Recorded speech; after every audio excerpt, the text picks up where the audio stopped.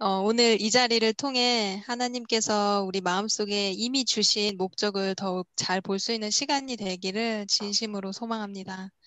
먼저 사도행전 2장 같이 보시겠습니다. 오순절에 성령을 받은 제자들이요, 능력과 함께 사람들에게 담대히 나가는 장면이 사도행전 2장에 그려져 있는데요. 사도 베드로가 여러 말로 확증한 이 말씀의 능력이 하루에 3,000명이라는 사람을 예수께 데려왔습니다. 우리도 이렇게 크게 외칠 날이 올까요? 분명 올 것입니다. 예수께서 호령과 천사들의 소리와 하나님의 나팔 소리로 친히 하늘로부터 강림하시기 전에 이 마지막 때에 지금 우리에게 주어진 이 시간은 하나님께서 특별히 자기 백성들을 양육하시는 시간이라고 믿습니다. 지금 세상에 있는 주의 백성들이 기별을 듣고 교회로 들어오면 우리는 그들에게 믿음으로, 그리고 믿음으로 말미암는 행위로 하나님의 율법을 옹호하고 세상에 가짜 예언들이 말하지 않는 진짜 예언을 그들에게 꼭 전달해 주어야 할 사명이 있습니다. 많은 사람들이 기별을 들을 때, 그래서 그들의 마음이 하늘을 향해 있을 때 그들을 분명 먹여야 하는 분들은 바로 여러분과 저입니다. 오늘 제가 나누고자 하는 것은요, 살아남는 이들이라는 엘렌 화이트 책을 통해서 성경이 우리에게 보여주고 있는 구속의 역사를 함께 보고 싶은데요. 한국어로는 살아남는 이들이라고 제목 붙여진 책의 영어 제목은 The Story of Redemption입니다. 말 그대로 구속 이야기입니다. 여러분 영화 좋아하세요? 저희 재림교인 여러분들은 이제 영화를 많이 안 보시지만 그래도 영화를 한 번쯤은 보셨을 거란 생각을 해보는데요. 오늘 여러분께 영화 한 편을 소개해드리려고 합니다. 재미있는 영화 보고 나면 친구 만나서 이야기해주고 싶잖아요. 그런 영화를 우리 함께 보겠습니다. 이 영화는 사랑과 전쟁 이야기입니다. 여러분들 각자 마음에 장면을 그려보시면서 영화 관람하시기 바랍니다. 영화가 가장 재미있을 때는 내가 그 영화 속의 인물이 됐다고 믿고 보게 되면 진짜 흥미진진한 영화가 되죠. 우리의 마음이 영화관이 되고 나의 마음이 스크린이 되어서 상영을 시작하겠습니다. 이 영화의 첫 장면은 루시퍼라고 불리는 천사로 시작합니다. 하늘에는 완벽한 조화와 완벽한 평화로 세 분 하나님과 그가 만드신 피조물 천사들이 조화롭게 지내고 있었습니다. 모든 것이 창조주께서 뜻하신 대로 운행되어지고 있었으므로 천사들은 아무런 문제 없이 또 사고 없이 노래하고 기뻐하고 즐거움의 연속이었죠. 그 천사들 중 높은 지위에 있던 한 천사가 있었는데요. 그 이름이 루시퍼입니다. 그는 또한 기름 부음을 받은 지키는 그룹이죠. 에스겔서 28장 14절을 읽어보겠습니다. 너는 기름 부음을 받고 지키는 그룹이여. 내가 너를 세우매 네가 하나님의 성산에 있어서 불타는 돌들 사이에 왕래하였도다. 에스겔서에 기록된 것처럼 이 루시퍼라는 천사는 기름 부음 받은 지키는 그룹 혹은 덮는 그룹 천사인데요. 영어로는 체러빔이라고 하는 이 지키는 그룹을 이해하려면 모세가 하나님께 명을 받아 지은 건물, 바로 성소를 살펴보면 이 덮는 그룹이 등장합니다. 성소를 보기 전에 이 덮는 그룹이 가장 먼저 등장하는 곳이 어딘지 기억하세요? 바로 창세기 3장입니다. 아담과 하와가 사단에게 통치권을 뺏기고 에덴 동산에서 나가는 장면에 하나님께서 덮는 그룹들에게 명하사 천사들과 화염검으로 지키게 하셨다고 기록되어 있습니다. 이 덮는 그룹, 세라핌이라고 하는 표현된 이 천사들은, 이 존재들이 천사라는 것은 우리가 정확히 알 수 있고요. 자, 사단이 이 덮는 그룹 중 하나였다는 사실을 우리는 방금 에스겔서 28장을 통해 읽었고요. 함께 히브리서 8장 5절도 보겠습니다. 히브리서 8장 5절. 저희가 섬기는 것은 하늘에 있는 것의 모형과 그림자라. 모세가 장막을 지으려 할 때에 지시하심을 어둠과 같으니 가라사대 삼가 모든 것을 산에서 내게 보이던 본을 조차 지으라 하셨느니라. 아멘. 네, 감사합니다. 본을 따라 지으라 하셨느니라. 네, 그래서 이 땅에 모세가 지은 성소는 분명 하늘의 성소의 모형 혹은 그림자처럼 본을 따서 지은 것임을 우리가 알 수 있죠. 여러분 성소의 구조는 잘 아실 거라고 생각이 되는데요. 이제 마음의 스크린을 성소로 옮겨 보겠습니다. 지성소를 함께 들어가 보겠습니다. 지성소에 어떤 가구가 보이시나요? 지성소에 한 가지 가구가 있었는데요. 바로 언약궤라는 언약궤. 가구가 언약궤. 있었습니다. 네. 네. 이 출애굽기 25장에 언약궤의 디자인이 나와 있는데요. 제가 읽어보겠습니다.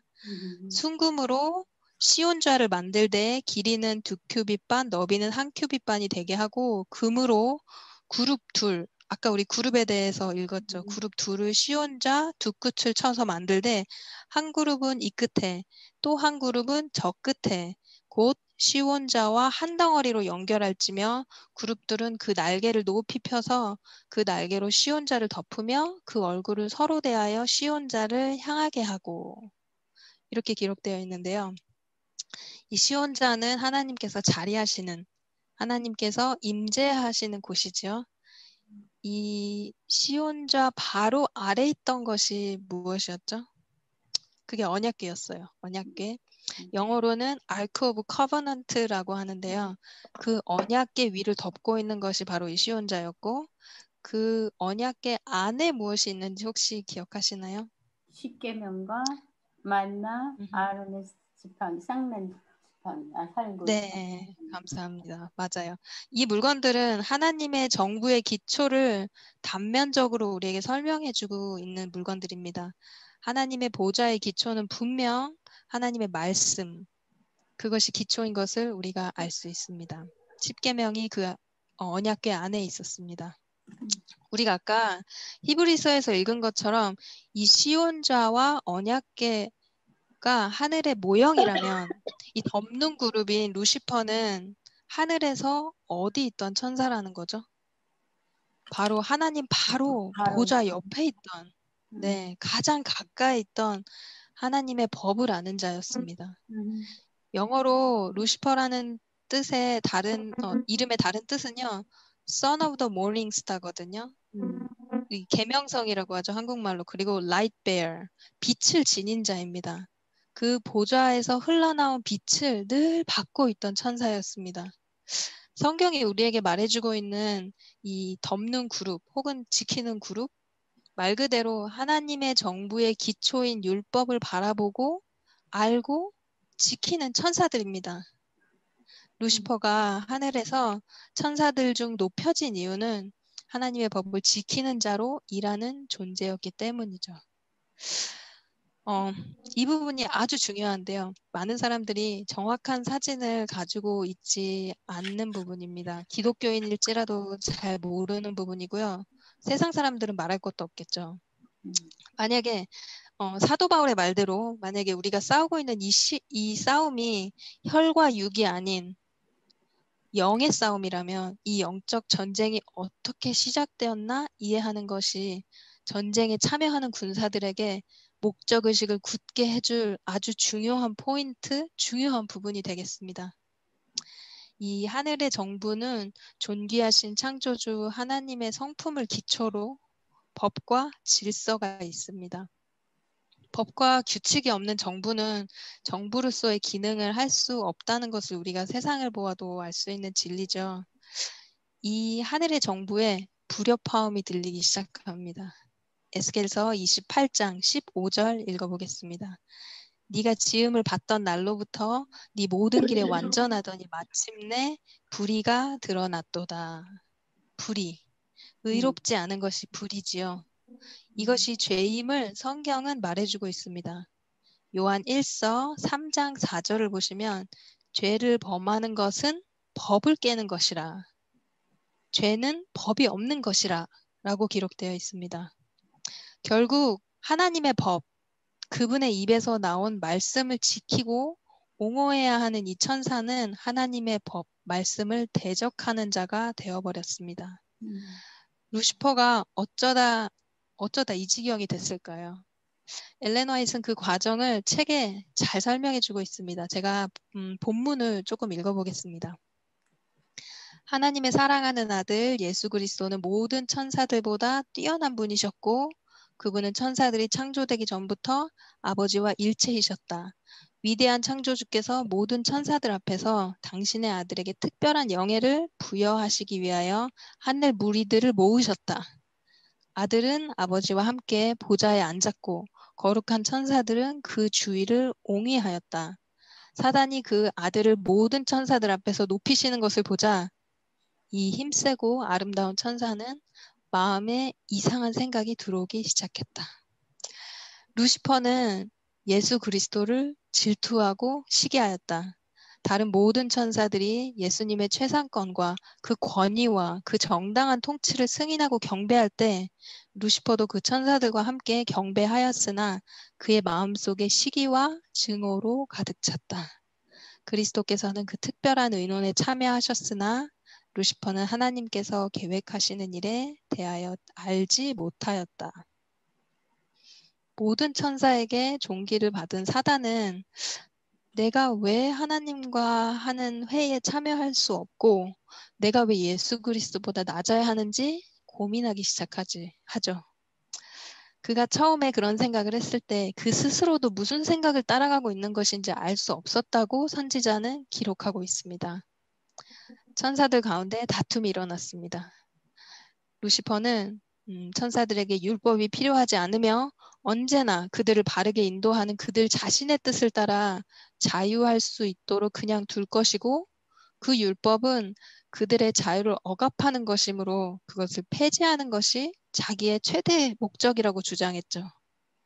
하나님의 정부는 변해야 한다고 이 천사가 주장하기 시작합니다. 요한계시록 12장 7절에서 9절을 보시겠습니다.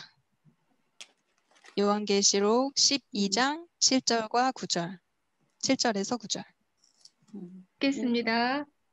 하늘에 전쟁이 있으니 미가엘과 그의 사자들이 용으로 더불어 싸울세 용과 그의 사자들도 싸우나 이기지 못하여 다시 하늘에서 저희의 있을 곳을 얻지 못한지라 큰 용이 내어 쫓기니 옛뱀 곧 마귀라고도 하고 사단이라고도 하는 온 천하를 꿰는 자라 땅으로 내어 쫓기니 그의 사자들도 저와 함께 내어 쫓기니라. 네, 그의 감언이설은 하나님의 거룩한 천사 3분의 1을 그와 함께 타락시키는 지경에 이르렀습니다. 선지자 이사야의 기록도 함께 보실 텐데요. 이사야서 14장 12절부터 볼게요. 너 아침의 아들 계명성이여 어찌 그리 하늘에서 떨어졌으며 너 열국을 엎은 자여 어찌 그리 땅에 찍혔는고 네가 네 마음에 이르기를 내가 하늘에 올라 하나님의 뭇별 위에 내 자리를 높이리라 내가 북극 지폐의 산 위에 앉으리라 가장 높은 구름에 올라가 지극히 높은 이와 같아지리라 하는도다. 이사야는 지극히 높은 이와 같아지고 싶은 욕망으로 가득한 사단을 묘사하는데요. 여러분, 지극히 높은 이 창조주 하나님은 사랑이십니다. 사단, 루시퍼는 사랑이신 하나님 없이 그분의 율법 없이 그분의 말씀 없이 자신이 하나님과 같은 채 하려고 한 것이죠. 결국 이 말을 다른 문장으로 바꾼다면 자신의 의를 의지하겠다 이 말이죠. self-righteousness. 하나님이 나한테 이렇게 저렇게 말할 필요 없어. 나도 잘할 수 있고 나도 잘 처신할 수 있고 누구를 섬기라 마라 할 필요 없어. 우리는 율법이 필요 없고 우리는 각자 판단할 수 있는 대로 잘하고 있는 존재들이야 라고 그가 주장한 것입니다. 하나님의 천사들도 그의 주장이 흔들렸습니다. 지금도 우리 이런 주장을 듣습니까? 율법은 폐기되었고 율법은 우리를 가두는 불편한 것이라고 누군가 아직도 외치고 다닙니다. 사단이 그것을 좋아하겠죠. 여기서 한 가지 질문을 하겠습니다. 왜 하나님이 이런 사단을 다 아시면서 그 자리에서 사건을 마무리 지지 않으셨을까요? 우리는 그 답을 성경, 하나님의 율법에서 찾을 수 있겠습니다. 신명기 19장 16절, 17절 보시겠습니다. 만일 위증하는 자가 있어 어떤 사람이 악을 행하였다고 말하면 그 논쟁하는 쌍방이 같이 하나님 앞에 나아가 그 당시의 제사장과 재판장 앞에 설 것이요. 네, 이 말씀은 만약 다른 쟁점을 가진 양쪽이 있다면 분명 그것을 판단해 줄 제3의 존재들이 있어야 함을 말해주죠. 신명기 19장에서는 인간들끼리 어떤 것을 판결을 받을 때 제사장이나 재판장 혹은 증인을 두고 판결이 이루어지는데요. 지금 이 하늘의 불협화음에 딱 두 그룹뿐이 없습니다. 하나님의 정부에 있는 천사들과 사단을 옹호하는 천사들. 예를 들어서 제가 이정화 집사님이랑 분쟁이 있어요. 근데 우리가 판결을 받으러 갔는데 법정에 딱 가보니까 판결석에 이정화 집사님이 앉아 계신 거예요. 그 제가 논쟁을 벌일 수가 있을까요? 지금 사실 그분의 눈빛 한 번이면 사단을 사라지게도 하실 수 있죠. 그런 후에 천사들의 기억을 싹 지워버리고 다시 시작하시면 될 수도 있겠죠. 근데 그 기억은 하나님 자신은 알고 계심을 생각해 볼 때 그러한 방법 자체가 하나님의 성품과 전혀 관계가 없다는 것입니다. 지금 하나님의 통치에 쓴 천사들과 사단의 말에 가담한 쪽, 사단과 사단을 따르는 그 천사들, 이제 하나님의 율법에 따라 제3자들이 꼭 필요했습니다. 이 양쪽을 알고 지켜본 후에 판단해줄 배심원 집단이 꼭 있어야 했죠. 이제 하나님께서 이 두 편 외에 한 그룹을 일으키실 계획을 실행하십니다. 에스겔서 28장으로 다시 돌아가 보겠습니다. 17절에 하나님께서 이렇게 말씀하십니다. 네가 아름다움으로 마음이 교만하였으며 네가 영화로움으로 사단에게 말씀하시는 거죠.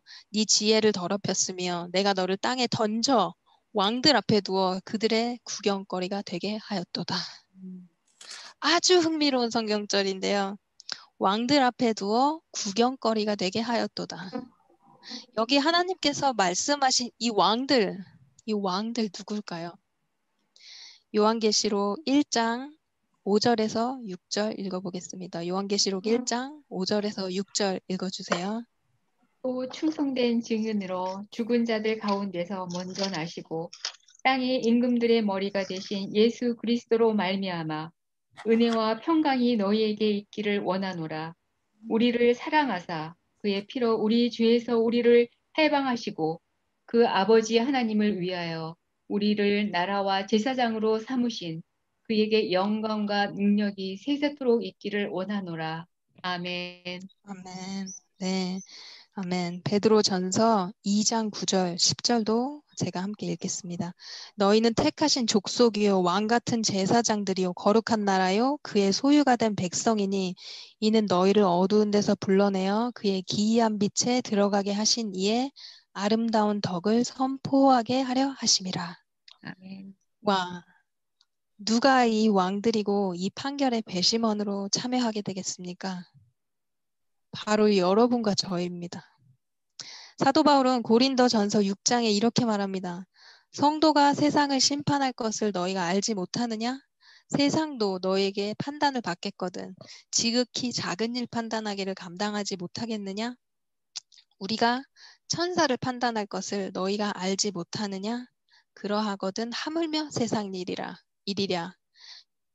여러분과 저를 높은 부르심으로 부르시는 하나님이십니다. 그런데 이 판결에 참여하는 배심원이 되려면요, 조건이 있습니다.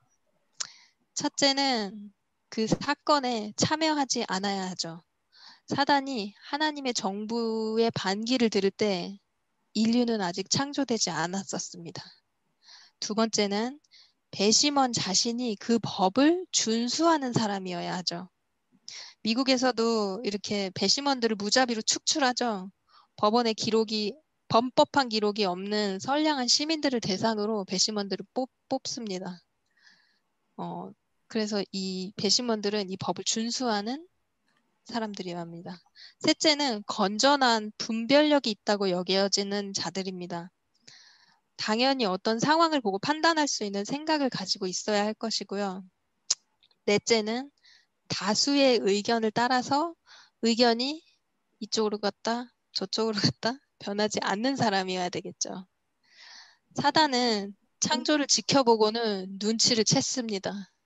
그는 하나님의 정부의 원칙을 잘 알고 있는 자였기 때문에 하나님 보좌에 가장 가까이 있던 천사로서 그는 아무런 반기를 들 이유 없이 하나님을 했으므로 스스로를 그렇게 증명했고 이제 하나님께서 증인들을 세우셔서 자기를 판결하실 줄 알았습니다.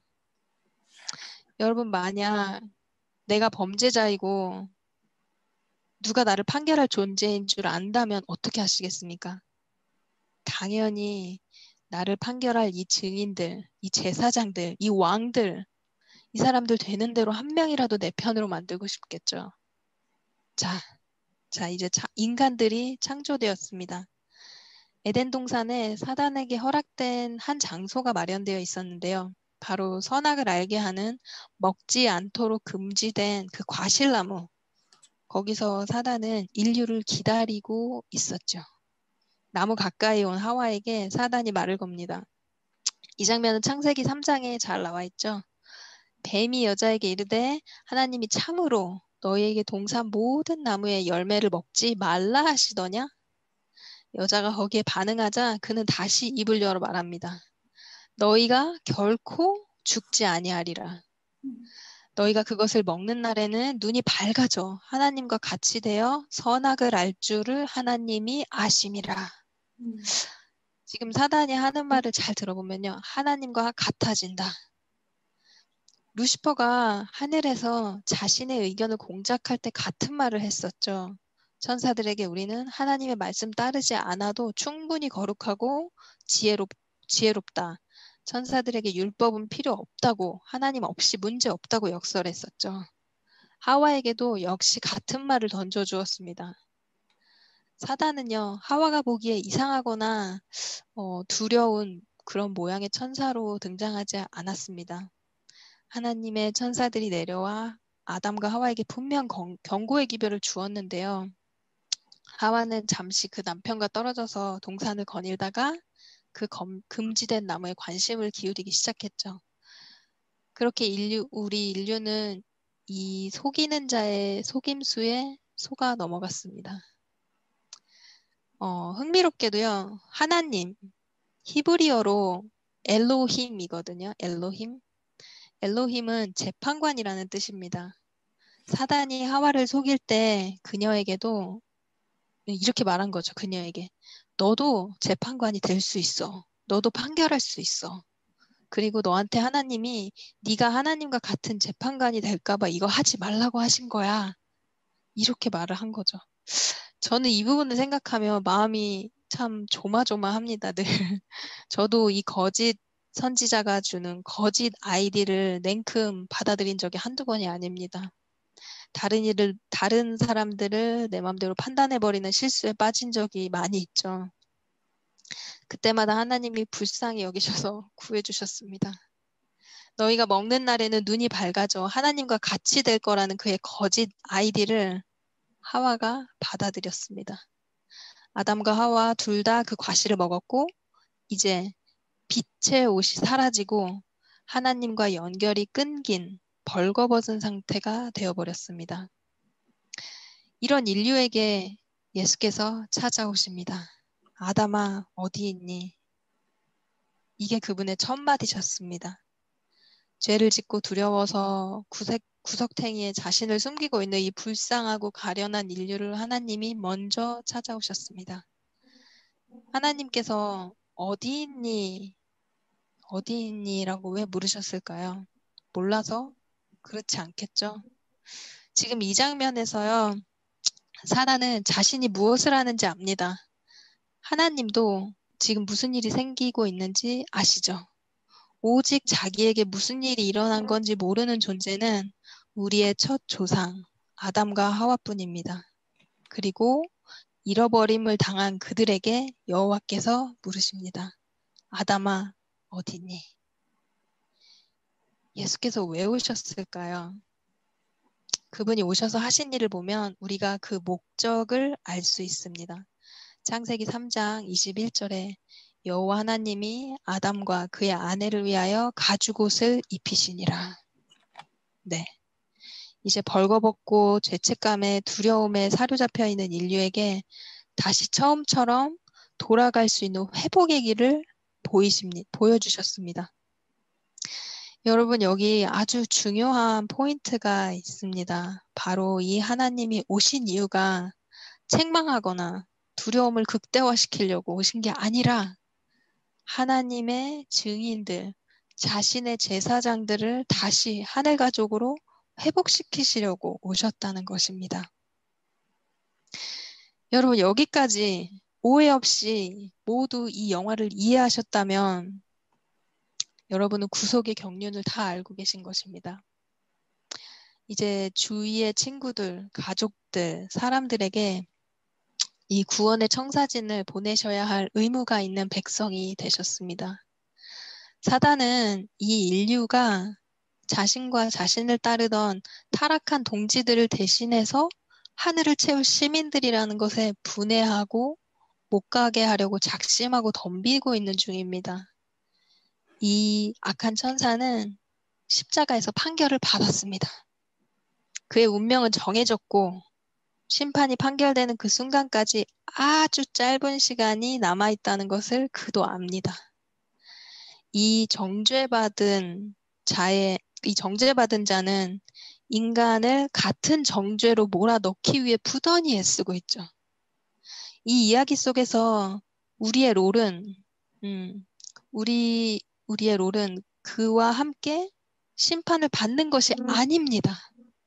하나님께서 우리에게 주신 역할은요. 증인의 특권을 누리고 나와 동행하라.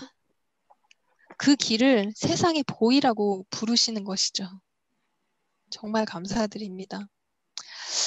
고린도전서 11장 32절 보겠습니다. 우리가 판단을 받는 것은 주께 징계를 받는 것이니 이는 우리로 세상과 함께 정죄함을 받지 않게 하려 하심이라. 지금 은혜의 시기에 나를 내가 잘 살펴보는 작업은 무척 중요합니다. 다른 사람들 보지 않고요. 나는 지금 하나님의 말씀대로 움직이는 자녀인가? 내 마음은 어디에 매일 가 있나? 유튜브에 가 있나? 운전하면서 무슨 음악을 듣길 좋아하지? 사람들과 대화할 때 내가 무슨 이야기가 나의 흥미거리인가? 내 마음은 어디로 두루 다녀오는가? 늘 생각해 보아야 합니다. 성경절 한 절 더 읽겠습니다. 너희는 믿음 안에 있는가? 너희 자신을 시험하고 너희 자신을 확증하라.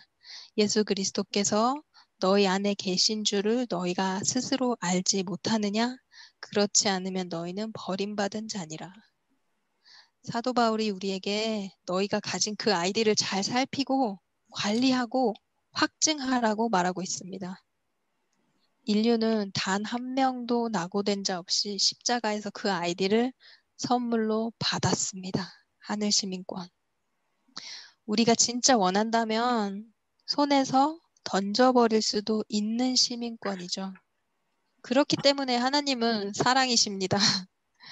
그분이 주셨지만 선택은 저와 여러분의 몫입니다. 이 영화의 마지막을 소개해드리고 시간을 이제 마치겠습니다. 이 대쟁투의 마지막 장면은요. 살아남는 이들 67장 새 땅이라는 제목에 이렇게 잘 묘사되어 있습니다. 예수께서 그들에게 구속의 풍성함과 사단과의 쟁투에 있어서의 놀랄만한 성과를 공개하실 때 구원 얻은 자들의 가슴은 더욱 열렬한 헌신으로 뛰고 더 힘차게 검은 고를 탄다. 그리고 천천만만의 목소리를 합하여 찬양의 노래를 힘차게 부른다. 내가 또 들으니 하늘 위와 땅 위와 땅 아래와 바다 위에와 또 그 모든 가운데 만물이 가로되 보좌에 앉으시니와 어린 양에게 찬송과 존귀와 영광과 능력을 세세토록 돌릴지어다. 죄와 죄인은 다시 없으며 하나님의 온 우주는 정결하여 대쟁투는 영원히 끝난 것이다. 이 모든 것이 지나갈 것이고 분명 지나갈 것입니다. 하늘의 보화를 쌓으시기를 소망합니다. 예수께서 우리에게 쌓기를 바라는 보화는 여러분 자신과 저와 우리 바로 옆에 있는 우리 남편, 우리 부인, 그 자식들, 그 손주들, 우리 교회 식구들, 길거리의 불황자들, 나에게 손해를 입힌 왼수들, 이것이 하나님이 보기를 원하시는 보화들입니다. 오늘도 성령께서 우리 마음을 감동시키시는 하루 되게 해주실 것을 믿고요. 여러분께서 이 자리에 계신 거는 결코 우연이 아니고 여러분은 높은 부르심을 받으신 귀한 분들이라는 거 오늘도 하나님께서 마음에 직접 말해주실 줄 알고 감사드리면서 이 시간을 마치겠습니다.